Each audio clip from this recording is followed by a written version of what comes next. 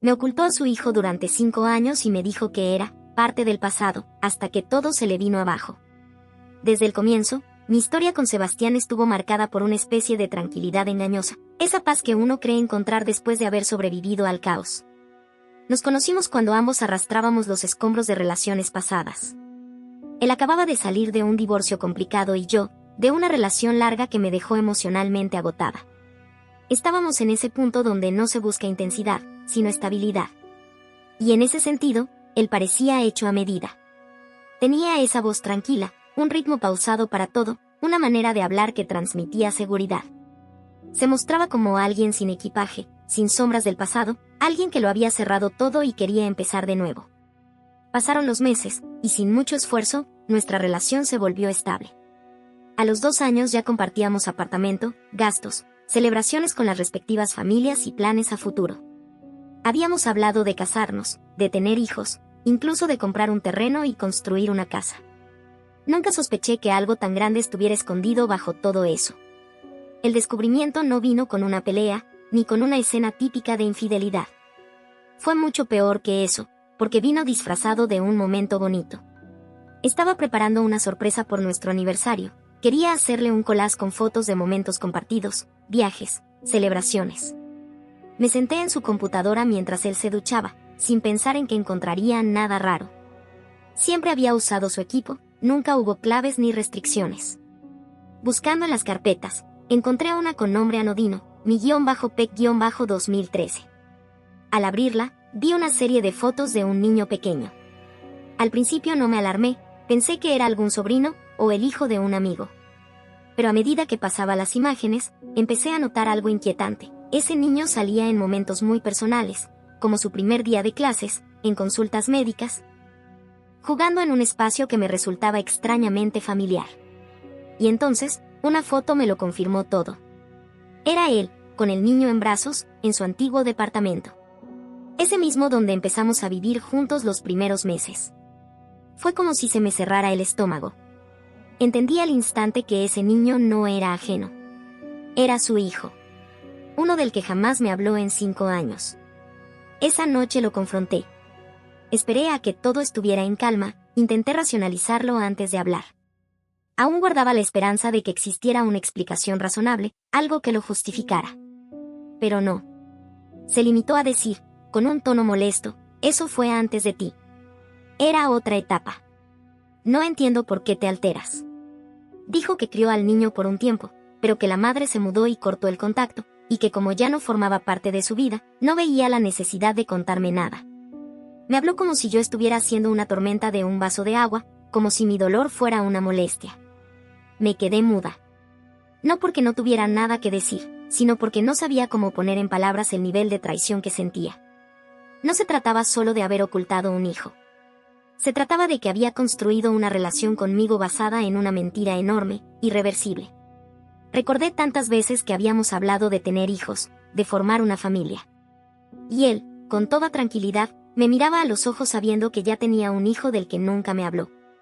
A partir de ese día, no pude mirarlo igual. Cada gesto suyo, cada palabra, me parecía falsa. Pasaron los días y mi rabia no hizo más que crecer. Empecé a recordar momentos que ahora cobraban sentido, ausencias injustificadas, llamadas breves que cortaba rápido, visitas repentinas a su madre justo en fechas que ahora, al revisar bien, coincidían con los cumpleaños del niño. Una noche, mientras él dormía, revisé su celular. Sabía su clave, nunca la había cambiado porque confiaba en que yo no revisaría nada. En las conversaciones archivadas de WhatsApp, encontré todo lo que necesitaba para confirmar que no solo me había mentido, sino que había seguido alimentando esa mentira con cuidado. Mensajes con la madre del niño, fotos, audios del pequeño diciéndole te quiero, papá.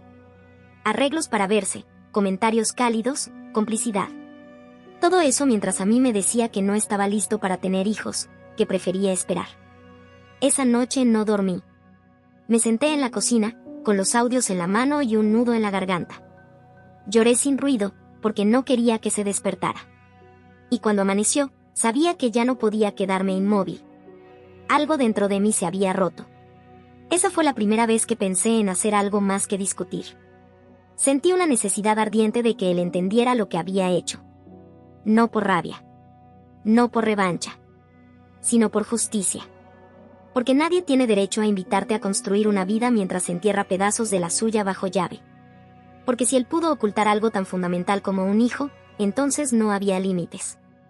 Y así fue como empezó todo. No como un plan de venganza, sino como un intento desesperado de recuperar mi dignidad. Después de esa noche en vela, algo en mí cambió para siempre. No podía seguir viviendo con alguien que me había negado la verdad más importante de su vida. Pero tampoco estaba lista para simplemente marcharme. No todavía. Necesitaba entender hasta dónde llegaba el engaño. Y necesitaba que él sintiera, aunque fuera un mínimo, del vacío que había dejado en mí. Durante los días siguientes, comencé a observar cada uno de sus movimientos con una precisión quirúrgica. Noté cómo intentaba actuar con normalidad, como si no hubiera pasado nada. Se levantaba, se duchaba, preparaba su café, me hablaba de cosas triviales. Era una actuación. Y yo me convertí en su espectadora más atenta. Ya no era su pareja, era una presencia que analizaba, que esperaba, que planeaba. Una noche, mientras él dormía profundamente, tomé su celular otra vez. No por impulso, sino por necesidad. Quería saber si seguía mintiendo. Y claro que sí. Las conversaciones con la madre del niño continuaban. Había intercambios recientes, comentarios sobre el cumpleaños que se acercaba, fotos actualizadas. En un mensaje, incluso le decía que no sabía cómo manejar la situación conmigo, que yo estaba tomando las cosas demasiado personal. Fue ahí cuando entendí que él jamás iba a asumir su responsabilidad. Que, en su mente, yo era la exagerada, la que había roto el equilibrio. Y ese pensamiento, ese desprecio disfrazado de serenidad, me dio la claridad que me faltaba, tenía que exponerlo. No de cualquier forma. No en un arrebato. Sino con método, con precisión, con paciencia. Empecé por lo más inmediato. Creé un perfil falso en Instagram. Lo hice pasar por alguien neutral, una cuenta anónima que solo compartía frases ambiguas, imágenes genéricas, pensamientos aparentemente inocentes. Desde ahí, contacté a la madre del niño. No fue sencillo. Al principio me ignoró. Luego respondió con frialdad, queriendo saber quién era yo y por qué me interesaba su vida. Le expliqué lo justo. Que había estado en una relación seria con Sebastián por 5 años. Que vivíamos juntos. Que planeábamos casarnos. Y que jamás me habló de ella ni del hijo que compartían. Al principio me trató como si fuera una desconocida entrometida. Pero cuando le mostré pruebas, fotos, mensajes, capturas de pantalla donde Sebastián me prometía una vida conmigo mientras celebraba los cumpleaños de su hijo en paralelo, su tono cambió. Me envió un largo mensaje donde confesaba que no sabía que él estaba en otra relación.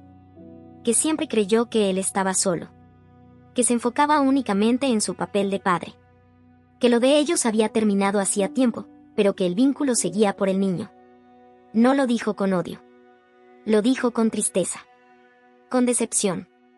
Como si también se estuviera dando cuenta de que había vivido una farsa. Ese fue el primer hilo que se rompió. Esa misma noche, ella publicó una historia en su Instagram con una frase que me atravesó: las verdades ocultas siempre encuentran su camino. Supe que iba dirigida a él. Y también supe que lo había logrado. Que ya no era solo yo contra él. Ahora éramos dos. Días después, me confirmó que había iniciado un proceso legal por manutención retroactiva. Hasta entonces, todo lo habían manejado con acuerdos verbales, sin intervención legal. Pero ahora, con lo que ella sabía, ya no podía confiar. Sebastián se había mostrado como alguien presente y responsable, pero ahora todo parecía una estrategia para mantener a ambas vidas en compartimientos estancos. Separadas. Silenciadas. Mientras ella iniciaba su batalla legal, yo me ocupé de otro frente, el laboral. Sebastián trabajaba en una empresa donde tenía una imagen impecable. Siempre se mostraba como el más serio, el más correcto. Su reputación era su escudo. Y yo sabía que si había un lugar donde una verdad podía dolerle, era ahí. Reuní pruebas. Capturas de pantalla, registros de correos donde pedía ausencias por supuestas emergencias médicas cuando en realidad asistía a eventos del niño. Conversaciones con colegas donde pedía que lo cubrieran. Documenté todo con fechas, con evidencia clara. Luego redacté un mensaje, frío y directo, y lo envié desde un correo anónimo al Departamento de Recursos Humanos y al gerente general. No fue una decisión fácil. Me temblaban las manos. Sentía un nudo en el estómago. Pero pensaba en todas las veces que él me miró a los ojos y mintió. En todas las veces que me hizo sentir insegura por hacer preguntas que sí merecían respuesta. La reacción no fue inmediata, pero empezó a notarse. Las llamadas de su trabajo se volvieron más frecuentes. Su expresión se endureció. Su celular vibraba más de lo habitual. A veces colgaba llamadas y se quedaba mirando la pantalla, inmóvil. Sabía que algo estaba mal. Sabía que algo se estaba moviendo por debajo. Hasta que, una tarde, recibió una notificación formal. La demanda por manutención ya estaba en marcha. Llegó al apartamento con el rostro desencajado. Me miró con ojos rojos, tembloroso. Me dijo, no entiendo cómo todo se vino abajo tan rápido. Y yo, sin levantar la voz, le respondí, las cosas se caen cuando están mal construidas. Esa noche no hablamos más. Se encerró en la habitación. Yo me serví una copa de vino y me senté en el sofá. No con alegría, sino con un profundo silencio. Porque sabía que todo eso no me estaba devolviendo lo perdido. Pero sí me estaba devolviendo algo que valía igual o más, la certeza de que él ya no podía seguir evadiendo lo que había hecho. Y eso, en ese momento, era suficiente para seguir adelante. En las semanas que siguieron, la presión comenzó a ahogarlo. Ya no podía sostener la fachada, ni en casa, ni afuera.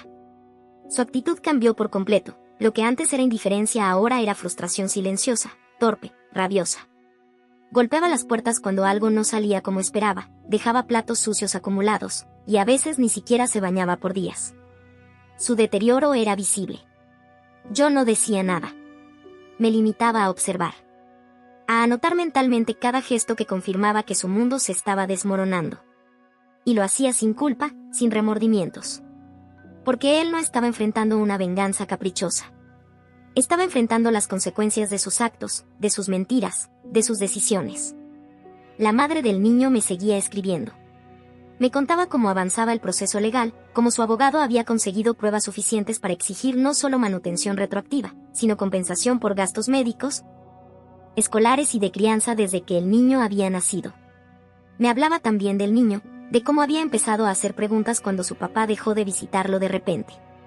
Y eso fue lo único que realmente me dolió. El niño. Porque él no tenía la culpa de nada. Mientras tanto, yo no había soltado el otro frente, su imagen pública. Me dediqué a estudiarlo como quien analiza a un personaje de una novela. Sabía perfectamente cómo funcionaban sus redes, qué mostraba, qué ocultaba. Mantenía un perfil limpio, motivacional, sin rastros de conflicto. El típico tipo que da consejos que no aplica. Pero esa imagen comenzó a agrietarse cuando empecé a publicar, desde otro perfil, fragmentos de nuestra historia. No decía nombres.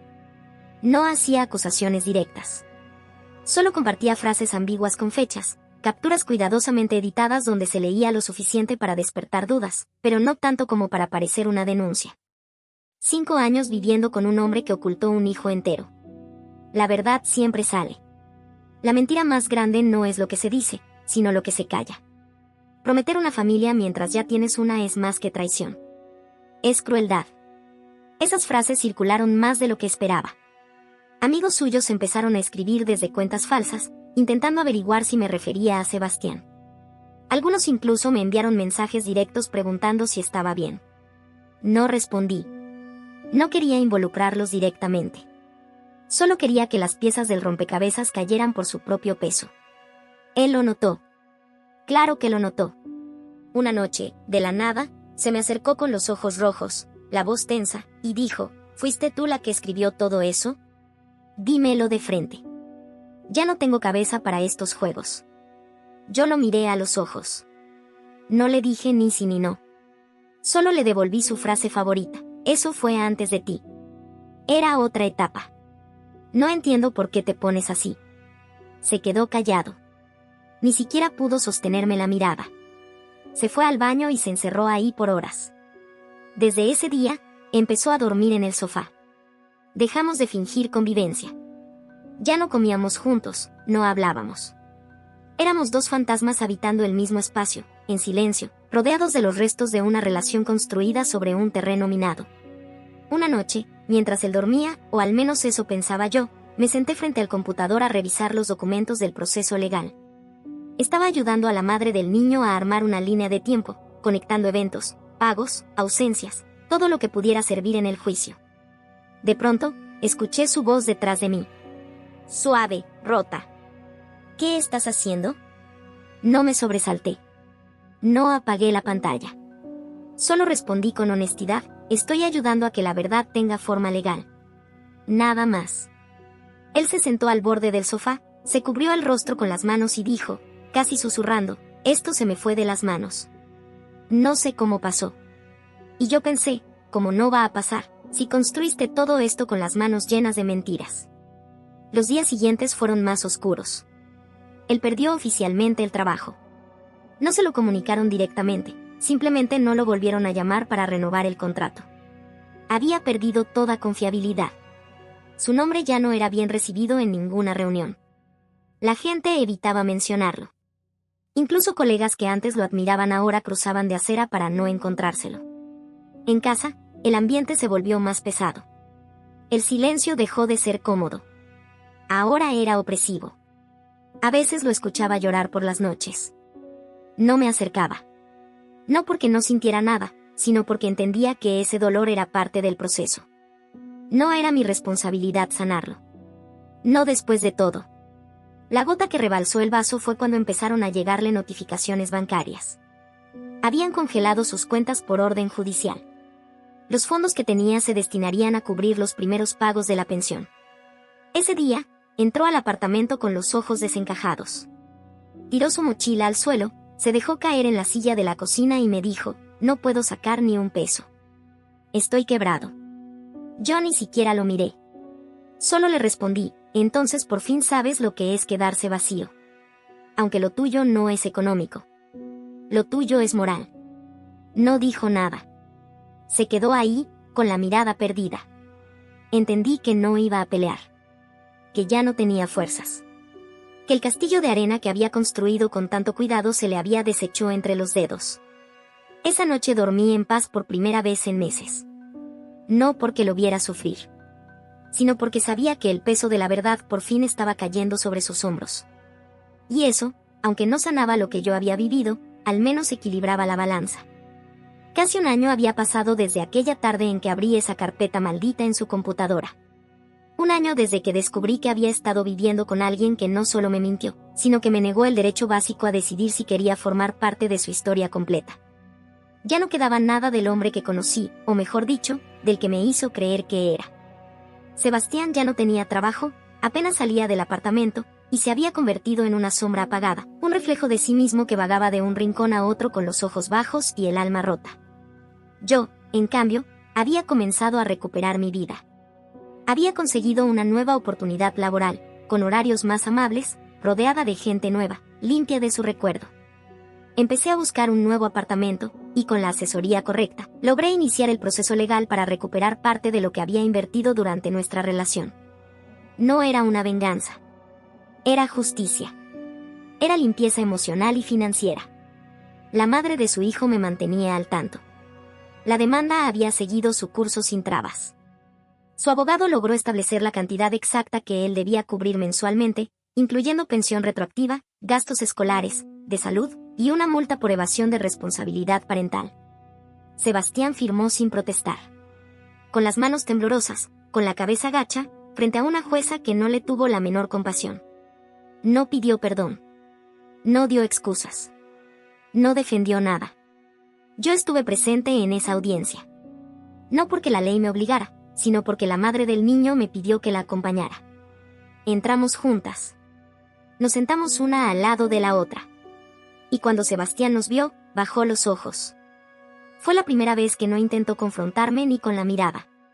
Al final de la sesión, cuando ya todo estaba dicho y hecho, dejé sobre la mesa un papel doblado que había preparado con anticipación. No era una amenaza. No era una nota hiriente. Era una verdad escrita con la serenidad que solo se alcanza después de tanto dolor. Lo que elegiste ocultar no pertenece al pasado. Afectó a todas las personas que involucraste después. El daño no fue un error. Fue una decisión. No esperé a ver su reacción. No necesitaba verla. No buscaba lágrimas ni disculpas. Solo quería que se enfrentara, por una vez en su vida, a la verdad escrita de puño y letra por alguien que ya no le temía. En los días siguientes, él desapareció de las redes sociales. Eliminó su Instagram, salió de todos los grupos donde todavía lo tenían, dejó de publicar, de opinar, de existir en línea. Era como si se estuviera escondiendo del mundo que él mismo había traicionado. Su madre, que hasta ese momento había sido solo una presencia silenciosa en la historia, me escribió un mensaje. Me agradeció. Así, sin adornos. Me dijo que nunca imaginó que su hijo fuera capaz de tanto. Que había estado ciega durante años. Que él incluso le ocultó al niño durante los primeros meses. Que fue la madre del niño quien tuvo que buscarla para contarle. Su mensaje era breve, pero sincero. Me pidió perdón. No en su nombre, sino en nombre de todas las mujeres que alguna vez creyeron que el silencio era protección. Me dijo que yo había hecho lo correcto, aunque doliera. Aunque a todos nos hubiera costado demasiado. Yo no respondí de inmediato. Me tomé unos días para procesarlo. Pero cuando finalmente contesté, le agradecí. No porque necesitara su aprobación, sino porque comprendía que hasta las figuras más cercanas a él también habían sido víctimas de su habilidad para esconderse detrás de una máscara. Mientras tanto, yo había empacado casi todo. Faltaban pocas semanas para la mudanza. Dormíamos en habitaciones separadas. No cruzábamos palabra. Sebastián pasaba la mayor parte del día en cama, con la persiana cerrada, sin comer, sin hablar. Apenas se levantaba para ir al baño o tomar agua. Una noche, lo escuché llorar. Un llanto descompuesto, feo, profundo.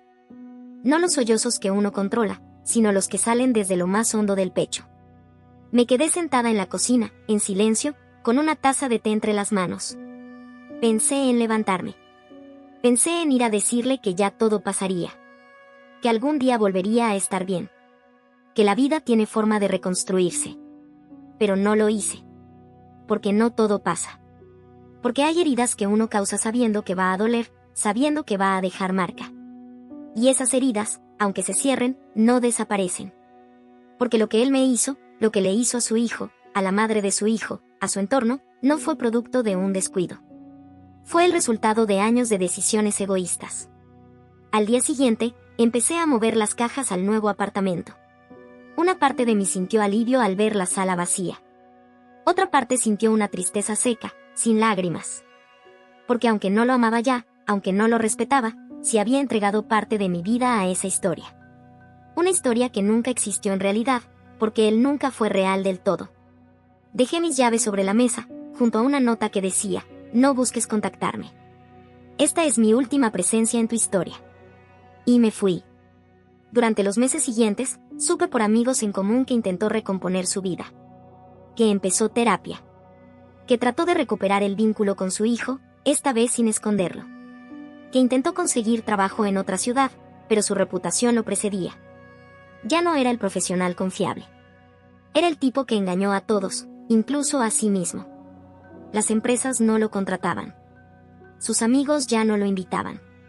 Y su familia, aunque no lo abandonó del todo, ya no lo defendía.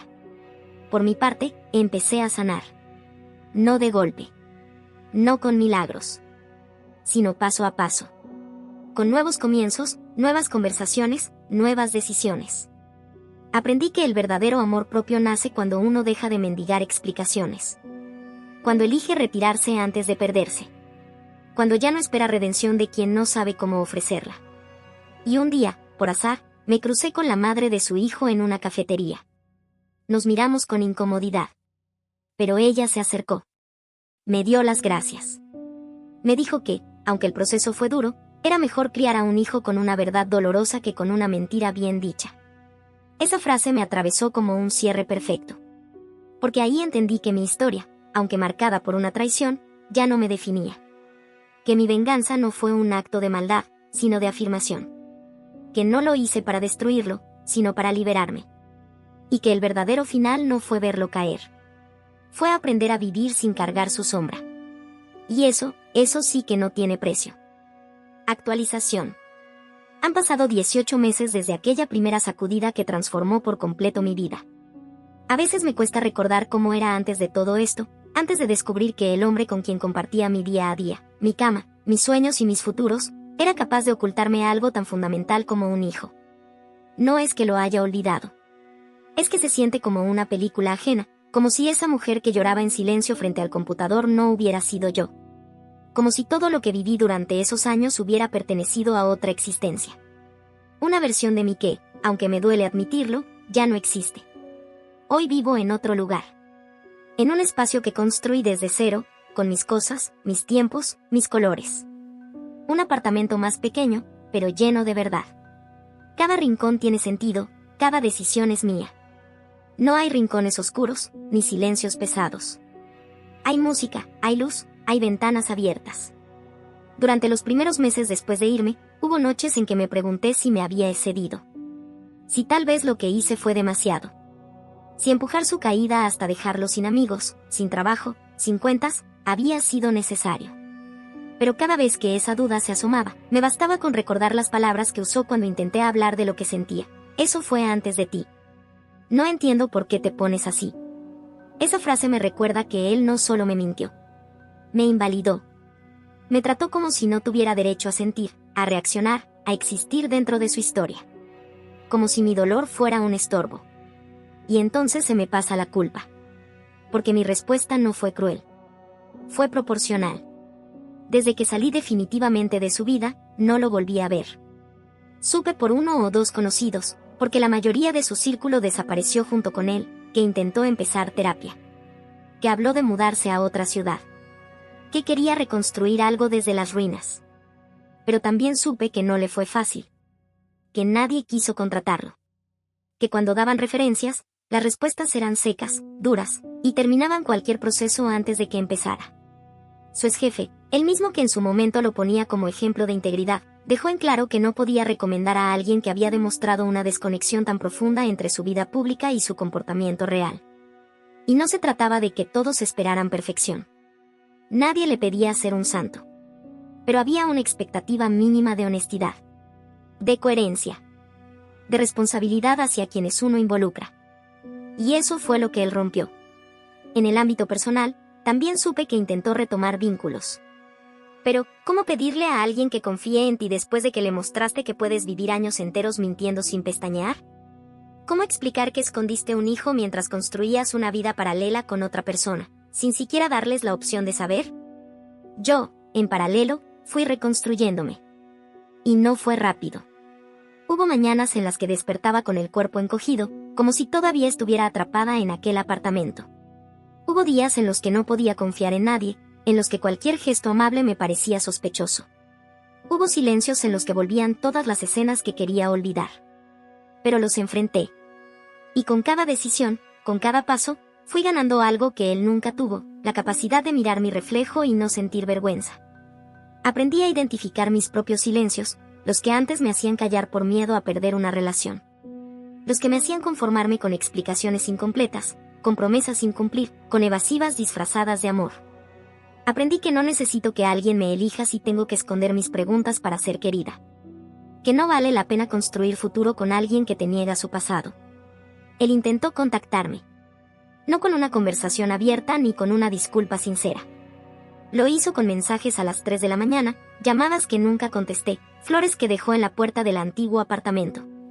Como si aún creyera que un gesto simbólico podía reparar todo lo demás. Pero yo ya no era esa mujer. No necesitaba sus palabras. No quería una explicación tardía. Quería, simplemente, que entendiera que nuestras historias ya no caminaban juntas. No lo bloqueé por crueldad. Lo dejé en visto porque ignorarlo era mi forma de dejar claro que lo que destruyó no se repara con parches.